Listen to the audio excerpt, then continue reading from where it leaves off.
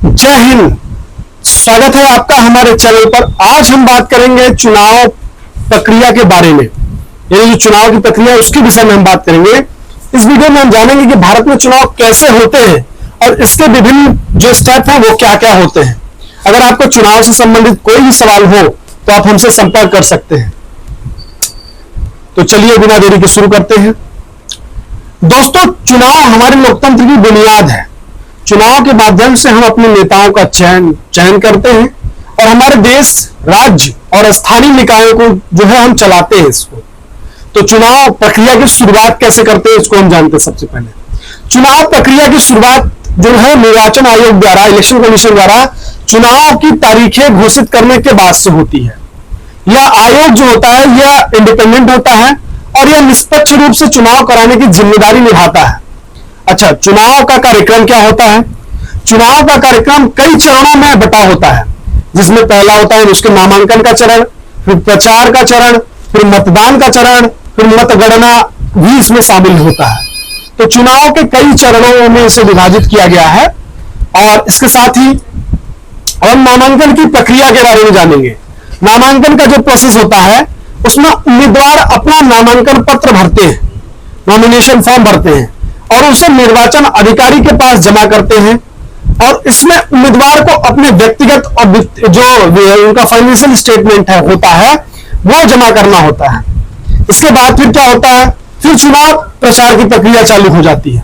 नामांकन के जस्ट बाद ही उम्मीदवार चुनाव प्रचार के लिए रैलियां में जाने लगते हैं, सभाएं करने लगते हैं, सोशल मीडिया के माध्यम से जनता को अपनी योजनाएं और वादे बताने लगते हैं।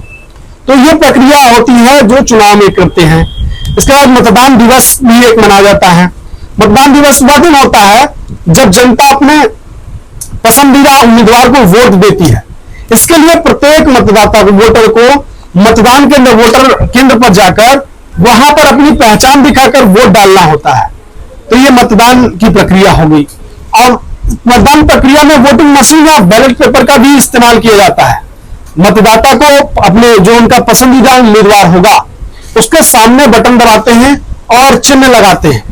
हाथों में चिन्ह लगाया जाता है, जैसे कि आप मेरे उंगली में भी देख रहे होंगे। इसी तरीके से फिर नेक्स्ट स्टेप आता है मतगणना का, यानी काउंटिंग का। मतदान के बाद काउंटिंग होती है जिसमें सभी वोटों को गिना जाता है।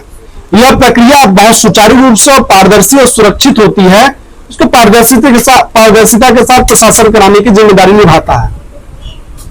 इसके बाद होता है परिणाम घोषणा का समय। मतगणना के बाद परिणाम घोषित किया जाता है।